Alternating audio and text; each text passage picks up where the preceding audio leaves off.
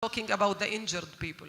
I'm not talking about, the people who are losing a leg or an eye. And why it's happening? Because nobody cares, because the government doesn't care, because this protest in Tel Aviv doesn't care, and because we are feeling that we are left alone.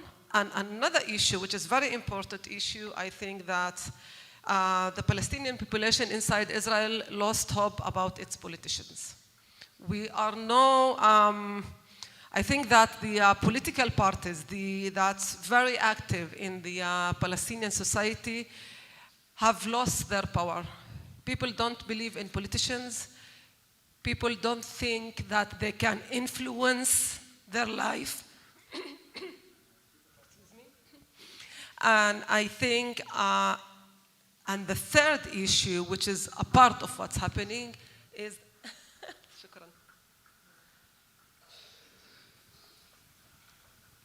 is the absence of young people. Where are the young people?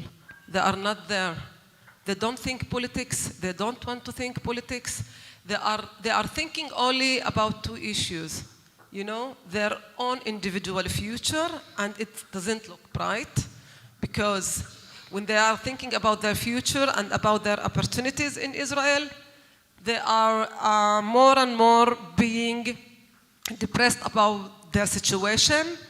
Their job opportunities are all the time lacking. They lack the job opportunities, and also they are lacking the ability to build their own houses, because the Israeli governments are all the time emphasize that the issue of illegal building in the Arab cities and villages, and meanwhile they don't have plans how to increase the numbers of lands that we can build our houses in. So if I look about these young people, they are emphasizing in their own selves, and unfortunately, because of the lack of the opportunities, a lot of them engage into illegal action, and they think to be, they want to be, rich. So the way to be engaged in the crime organization is really part of the solution, as some of them are seeing. But I'm not pessimistic about the situation. I just gave you the challenges of the situation, but we have a lot of opportunities. I think this moment are giving us an opportunity to change a lot in our discourse, but also our conceptions that we believed in. Do you want me to continue to Maybe we'll try and get in another round again afterwards, because there's a couple of points I'd love to develop from your response as well for when we come back around again. But Eran said he was optimistic. Maisam, you said you were not pessimistic, right? Which is somewhere in the same region. I'm not pessimistic, because I think that there are actions which Eran said that are being a lot of organizations are doing it. Mm-hmm. I think it's not enough. And I will give you what's my perspective in the next round. Okay, excellent. As we're going between, obviously, the different layers of life between the river and the sea, between different ethnicities and nationalities and citizenships, and as we've gone from optimistic to not pessimistic, and then we turn to Palestine and to the West Bank and Gaza and to you, Nidal. Obviously, we're now, it's a cliche to say it, I think it's been said 3 or 4 times already, the most violent start to a year since the Second Intifada, the most violent year last year that we just went through, the 16th year of the blockade in Gaza. The fundamentals in Palestine, from an outsider looking in, seem to be as depressing as at any time recently. Maybe give us a sense of your analysis of the situation honestly in its eyes, whether there's any opportunity, but also I'd be interested in any continuity or reflection on whether and if some of the dynamics in Jewish Israeli society, Palestinian Israeli society, have resonance or impact in Palestinian society in the occupied territories. Well, good morning, everybody. John, thank you so much. We have the optimism, the or the non-pessimism, but actually now we are turning to pessimism. Having a Palestinian voice actually also in the background of a couple of presentations so far, including also the one which is mostly relevant to the Palestinian reality made by Mr. Thor Winsland. So, as we all know, and probably just to make some reflections and connect it to the questions raised by John. Nowadays, it's true that the average age in Palestine is the 19 years. So this is the average. This is the generation of those who even opened their eyes with the hope and the expectation that there will be a state, a Palestinian state, side by side with Israel. Actually, this was the promise of the Middle East peace process from the beginning. Now they open their eyes and they realize that the reality which do exist now is much even worse than the reality which existed before, with the start of the peace process or even before. And this contributed directly to accumulate a huge amount of frustration, despair, and anger among the Palestinian younger generation. And this is what we see nowadays in the North and West Bank, but also even all over the Palestinian territories, including in the Gaza Strip. The phenomena which do exist now in Jenin and Nablus is mainly attributed to the daily life which they are passing through. First of all, there is no chance, but also there is no, dignity or even self-esteem for those people when they try even, to leave their home or to move between Nablus and Ramallah. The percentage of unemployment is too high.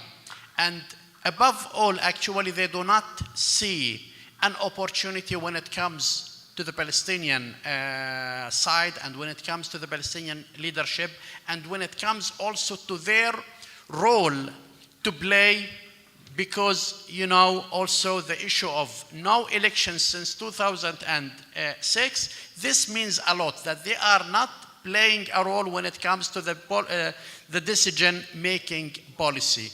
All of this is contributing actually to such phenomena.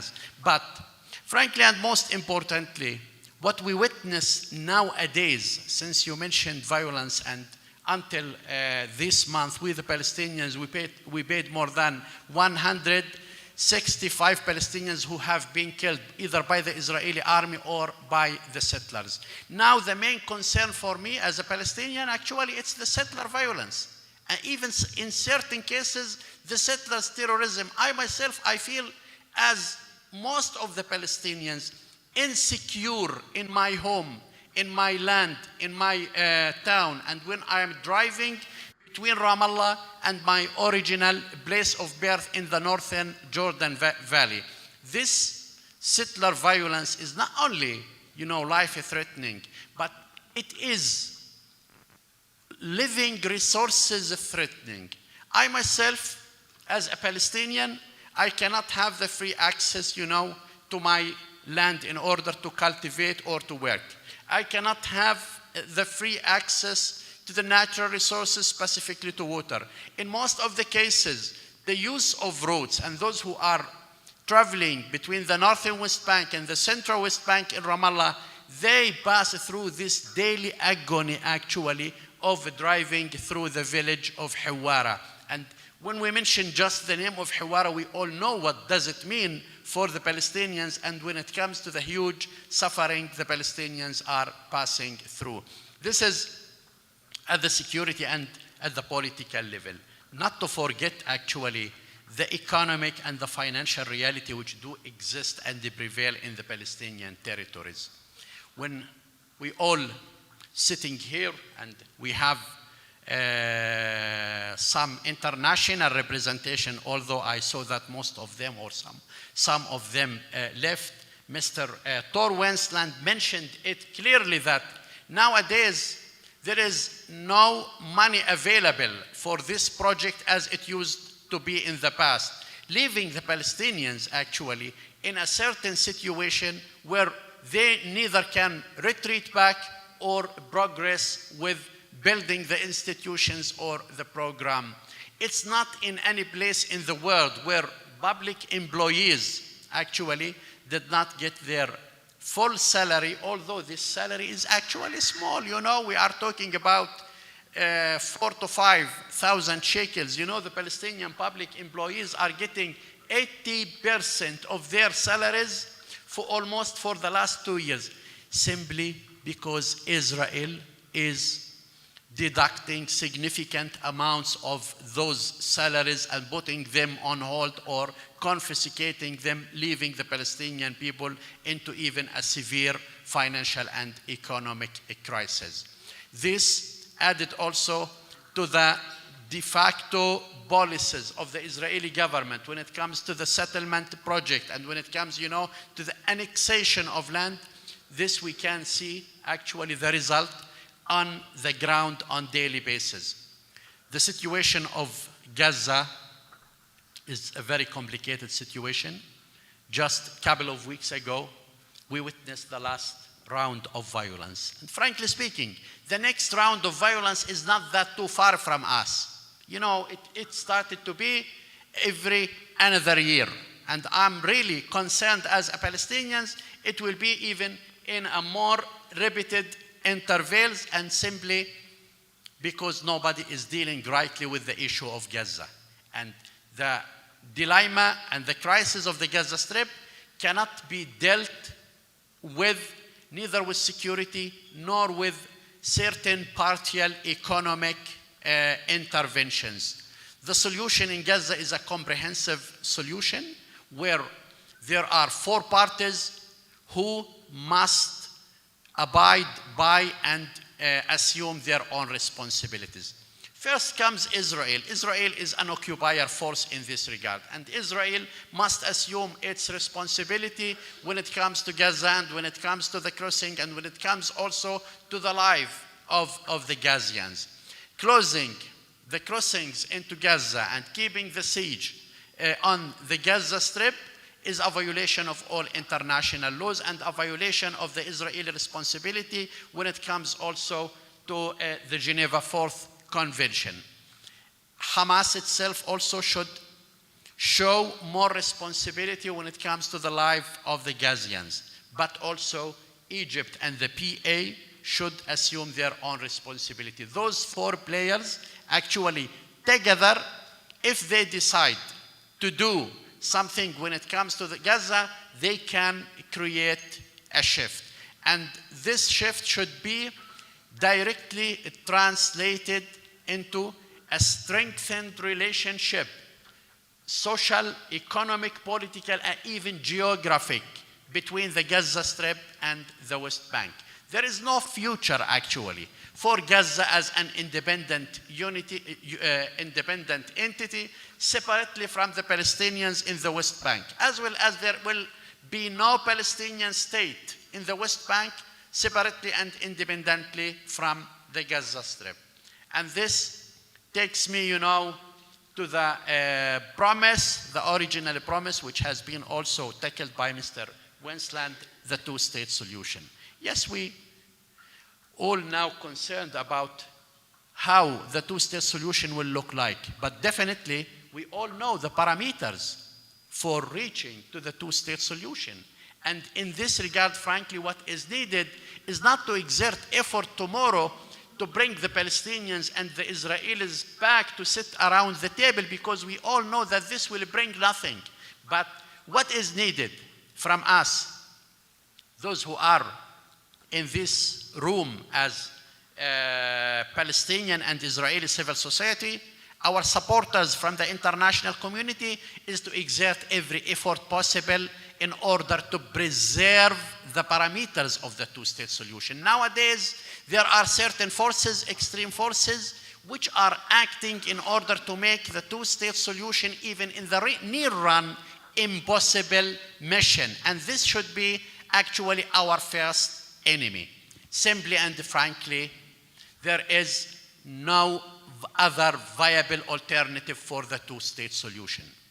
Those who are trying to change the status quo and the reality on the ground, wants to take us into a certain situation where the existing and the current apartheid reality should be accepted by us Palestinians, which definitely will not be accepted by Palestinians.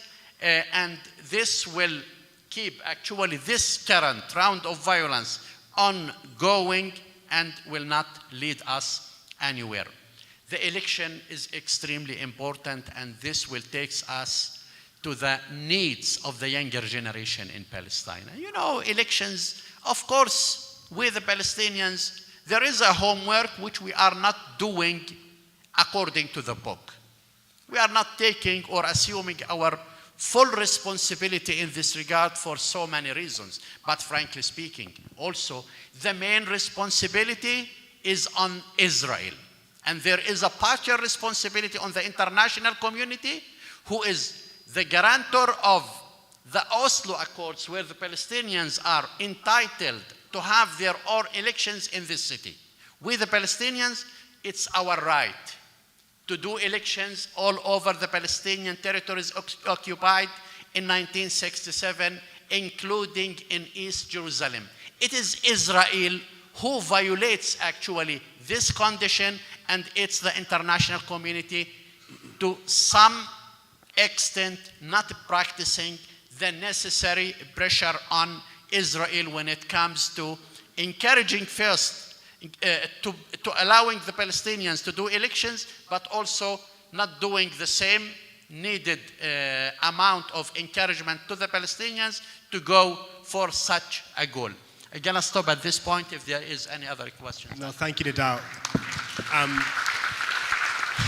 I mean, as if things weren't complex enough, and I want to make sure we come back and interrogate some of the points each of you have raised. When we had this conference in 2019, we never really thought about asking the next question I'm going to ask, because there are new dynamics, even above the very complex and interlocking ones being developed here between Israel and Palestine within the wider region. And this is one of the areas, again, when we talk about challenges and opportunities, it's in the eye of the beholder. And many people look at what has taken place since the Abraham Accords, Ksenia, and it's an issue that you followed maybe more closely than any Israeli I know, before and since the normalization agreements have been put in place. And I would love to hear your analysis of where they stand, but really specifically how they relate or don't to the Israeli-Palestinian conflict. What has happened up until now, but maybe where you think there may be an opportunity to leverage them in a way that can actually change the sort of repetitive dynamic that we've been talking about amongst and between Israelis and Palestinians up until now. Shalom and salam. Thank you very much, John. Thank you for the OLMEP, for your excellent forums and conferences, and the hope that you give an opportunity to meet so many friends and people with whom we share also hope, but also values and ideas about what needs to be done in order to get this vision that could be diverse, as Eran said, but still there are common denominators there, and to draw the plan. What do we do in order to promote it? Which it seems very difficult today, and everybody was speaking about being optimistic or pessimistic, and I can tell you just this. I used to be an optimist, but then I got elected to the Knesset. That happened, yes. But nevertheless, I can tell you that from my personal perspective, as somebody who is a scholar of the Middle East, and I also reported the Middle East extensively for many, many years, when I'm looking at the transition that the region did and Israeli-Arab relations did during the last 20 years that I've been covering this region, and following the things that are happening here. I'm encouraged. I'm encouraged because things that seem to be impossible, they became possible now for a variety of reasons. Some of them are positive dynamics, and it's I think the desire to shape the Middle East in a different way than it used to be shaped for many years until now. An urge for integration and understanding that you cannot just exclude countries or peoples out of this regional dynamic, that it is important and there is actually a place for everyone because the region is huge and the opportunities here are endless. Other occasions that brought us to the place where we are today, I would start with, the American invasion to Iraq in 2003, the downfall of Saddam Hussein, and the growing of the Iranian hegemony across the region. The Arab Spring, of course, and one of the grim outcomes of the Arab Spring, which is, of course, the rise of ISIS and radical Islamism.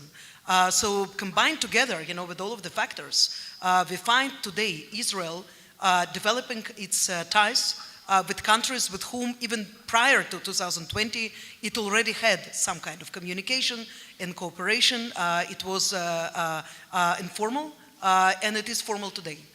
On the other hand, I can tell you that although I personally, I see in Abraham Accords a great opportunity for the whole region, not only for the Arab countries in question, but also for the Palestinians, of course, here. Although, as we all know, the Abraham Accords did not include the specific mentions of the Palestinians.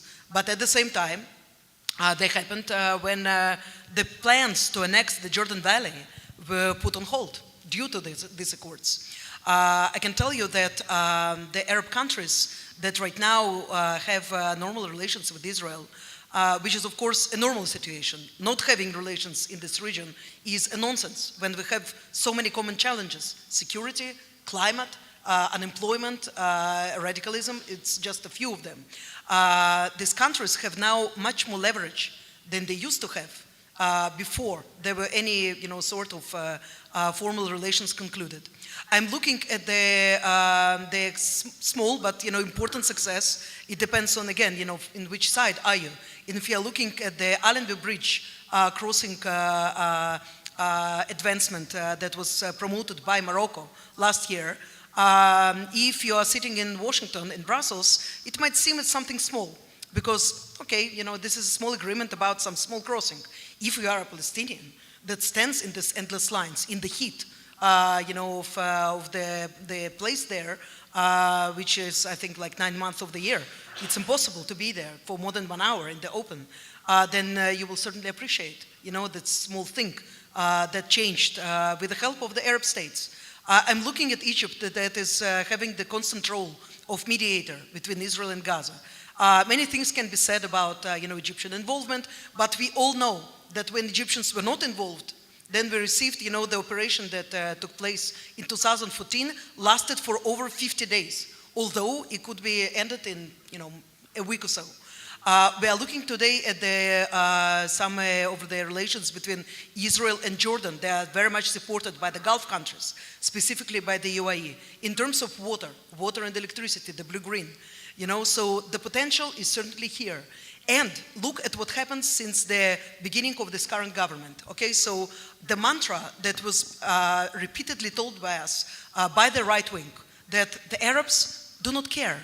They do not care anymore about the Palestinians. The Palestinians are not part of the game anymore. They just want, to build and expand and security agreements and to be friends against Iran and other things. And then, immediately, since November this year, you have Gulf countries, but also Egypt and Jordan and Morocco going to the UN Security Council and standing for the Palestinians, I would say, in a way that they didn't do before the Abraham Accords.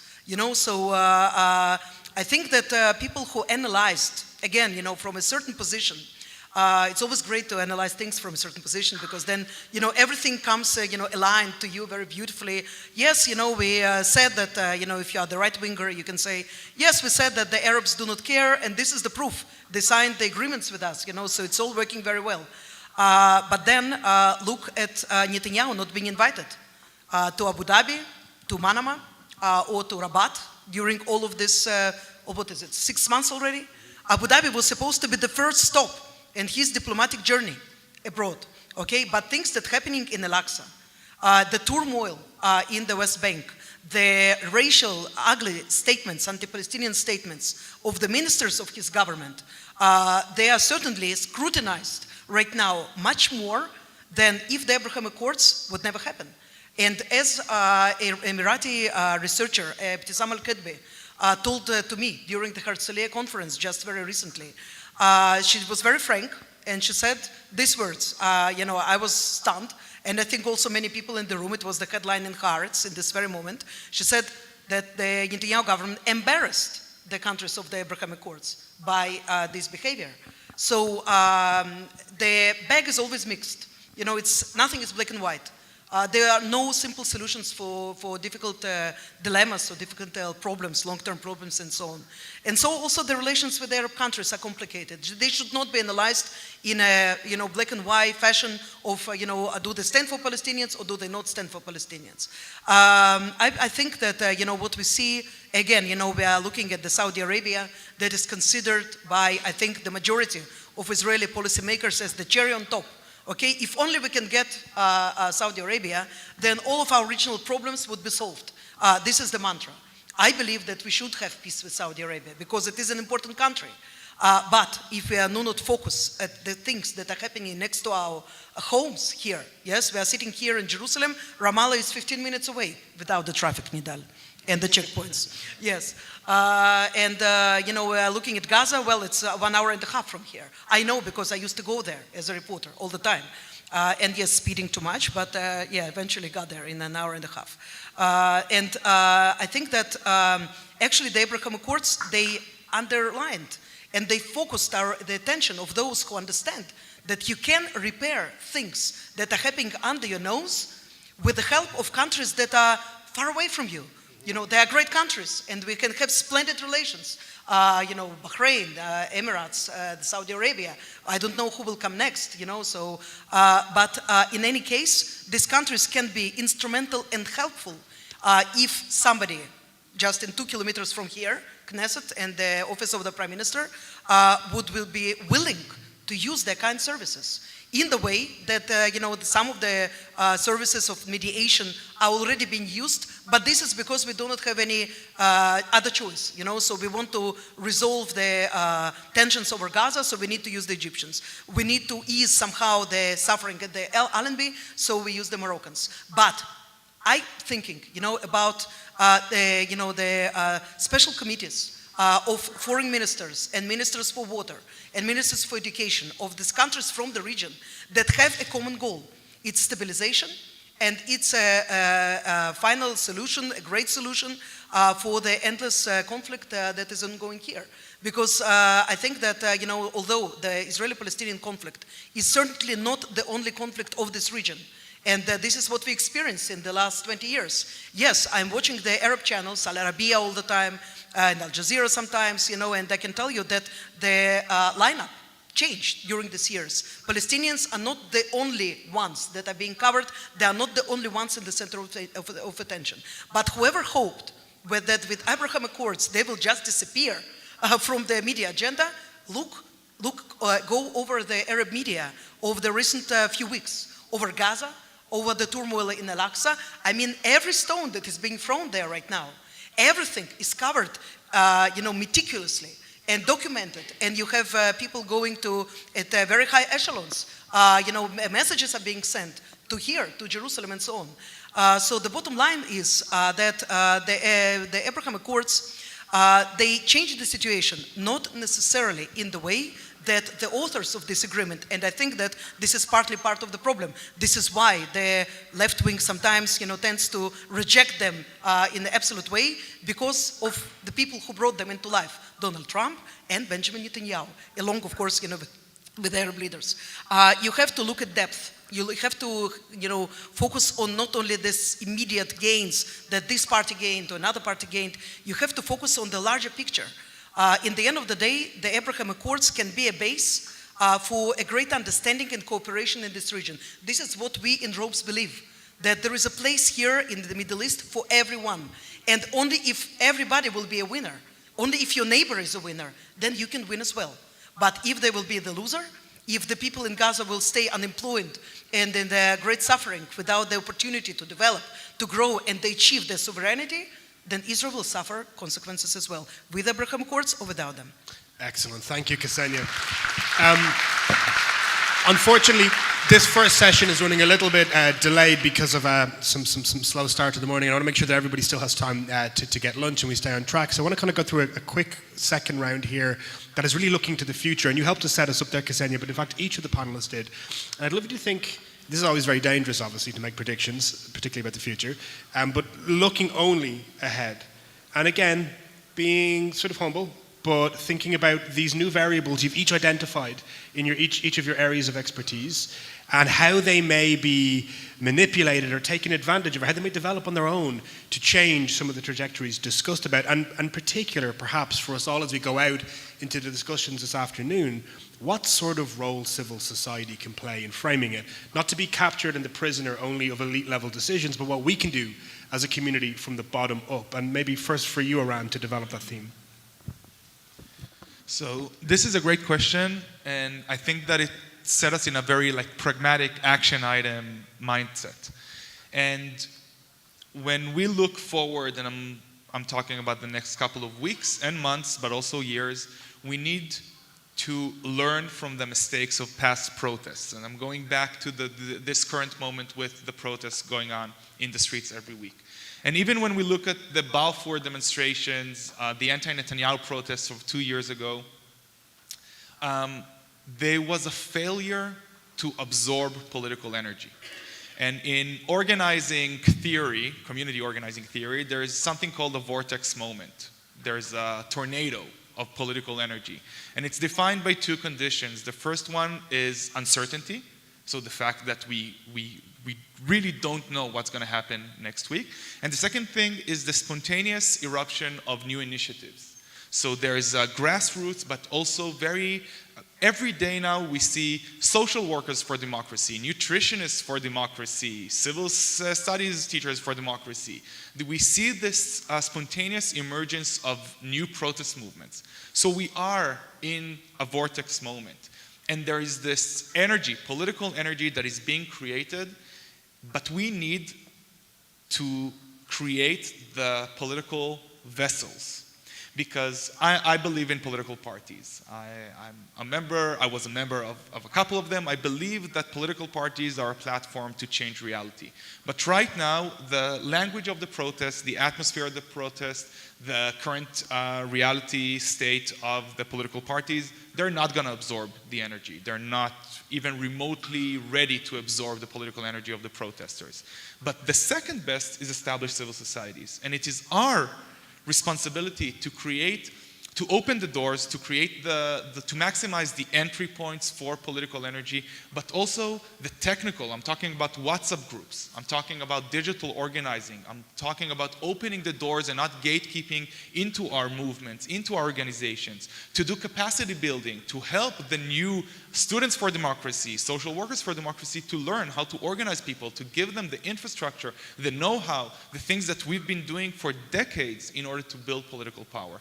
And also to not be threatened by the third best, if we say political parties and then established civil societies, new organizations. There is this scarcity mindset about resources, about MEPA money, about donors, about saying, if I'm gonna let the students for democracy steal my thunder, I'm gonna have less money next year. We need to get rid of the scarcity mindset and understand that you say there's enough place for everyone, there's enough resources for everyone, especially with MEPA in the picture. There's a potential of an influx, of an inflation of political activism that we need to harness.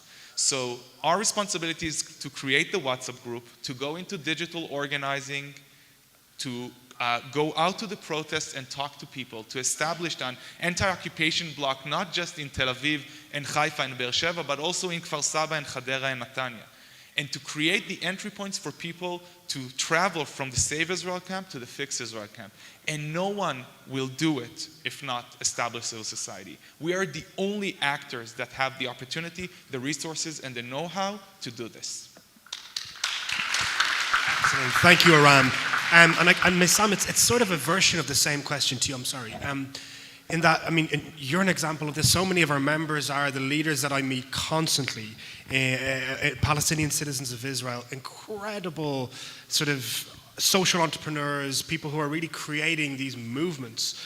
And you yourself were so critical earlier of the way in which the political leadership are perceived, right? This duality, where some of the most impressive people you will meet are Palestinian civic citizens here inside Israel.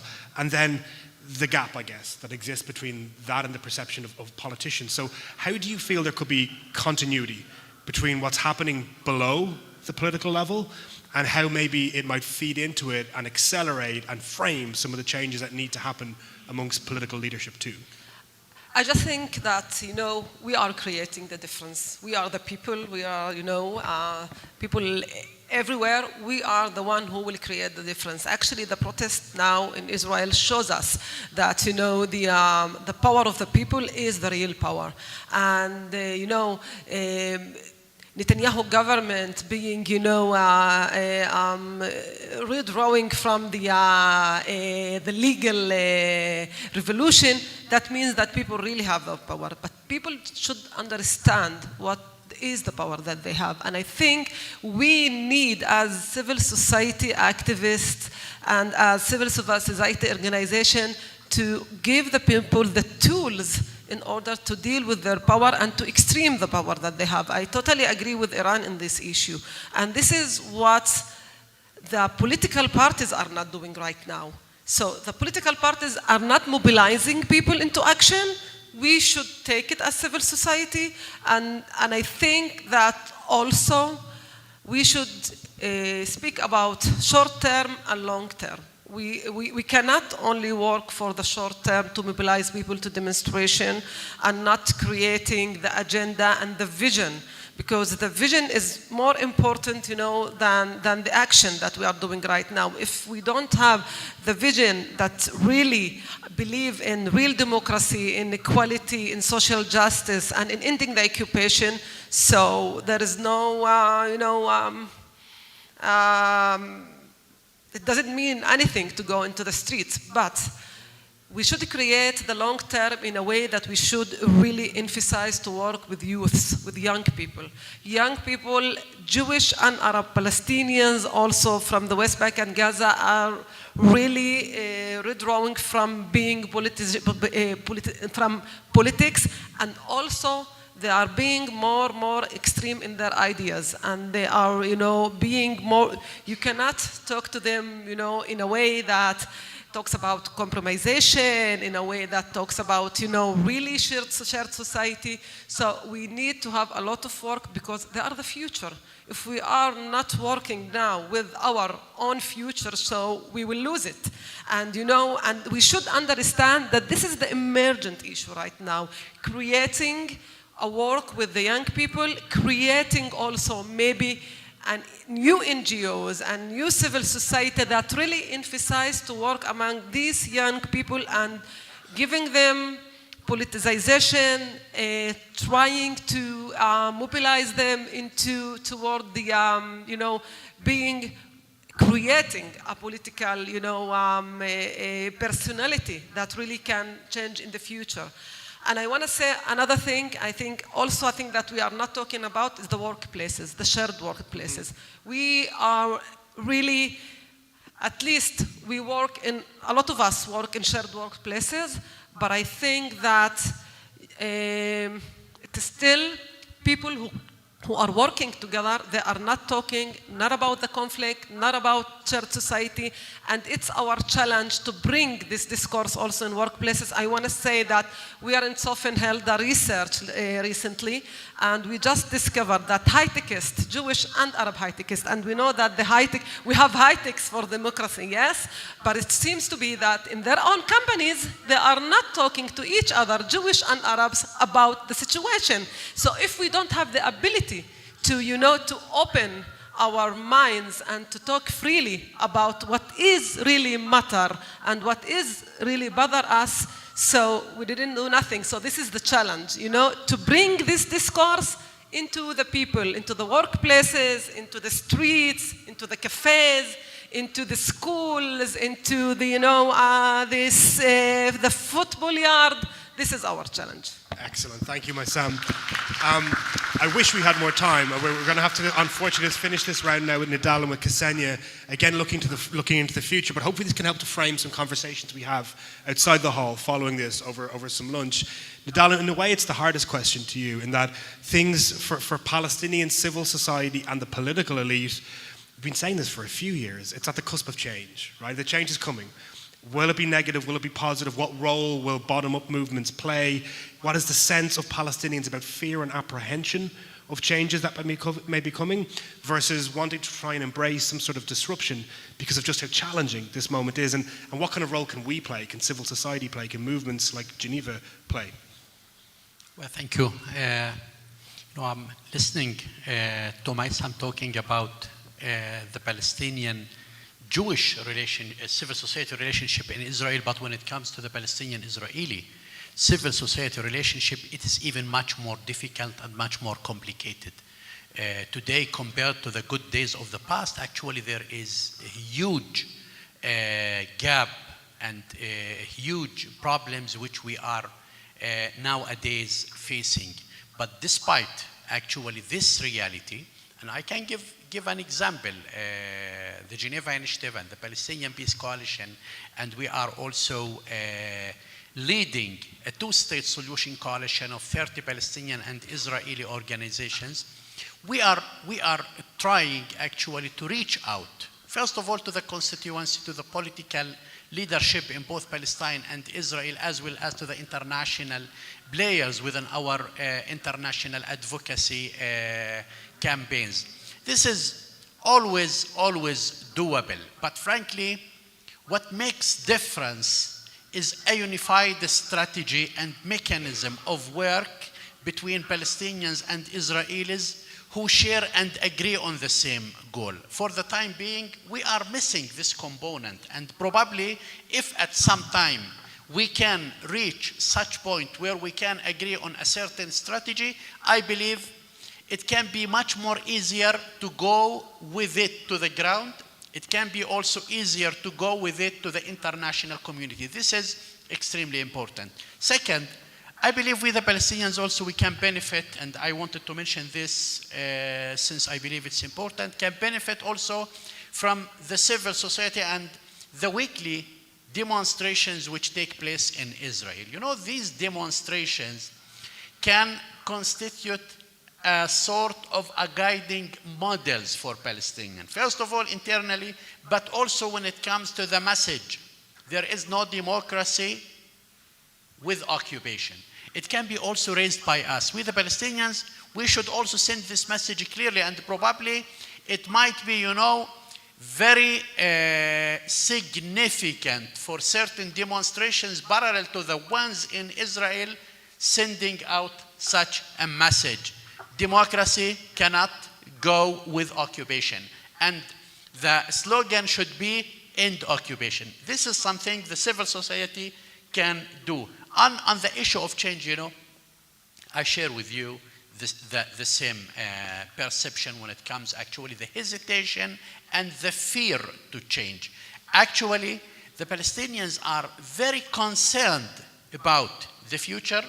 They are very concerned first also about their own national project, which is not taking us anywhere, but much more concerned that any future changes might not be playing into the hands of the Palestinians. We still remember the Trump plan, which is compared actually to the previous proposals. It is disastrous. Thank you so much, Nidal. I think it's a great note as well around the role that civil society can play in framing that change that is coming. Ksenia, the last word to you, really, to look to this is the hardest question, actually. The Abraham Accords were in the eye of the beholder, as we said. A prediction for the role not only that civil society might play, but in a way that maybe it could be bounced or leveraged towards real meaningful impact on the Israeli-Palestinian side. And any note that you wanted to add on that? Okay, this is one actually easy. So Trump and Netanyahu brought the Abraham Accords, yes, along with the Arab leaders. But they don't own these accords. So if you want to make a change, go and engage. These countries are open, you know, so for now, the center-left is just letting the other side take over completely. You know, all of the discussions, the talk, you know, the engagement and so on. So I saw some of the organizations that went during the last almost 3 years to these Arab countries, you know, that represent the most extreme views of the Israeli society. So if they can go there, why can't you go there? So if you're an entrepreneur, look at the ways that you can involve the Palestinians, with your own, economic affair, and go together to the Arab countries and see if you can funding for whatever that is what you want to promote. If you're a civil society leader, then also, you have partners there. They're eager to talk. They're eager to converse. And again, it's for us in the ropes when we summon people and invite them to participate in our programs. In the beginning it was a little bit hard because there was suspicion and people, still did not exactly understood what it is. When they see that there is also a Palestinian component to this talk, that it's not a bilateral alone, that is designed only to make better the relations between, let's say, Morocco and Israel, Bahrain and Israel, and so on. When they understand that there is much more to this, the frame is regional frame that is inclusive of the Palestinians. People get so much more relaxed, much more interested, and they actually see a perspective that, this is something that we are doing that can, provide some platform for future endeavors. And therefore, just don't, let these perceptions chain you, to these facts that are not necessarily true.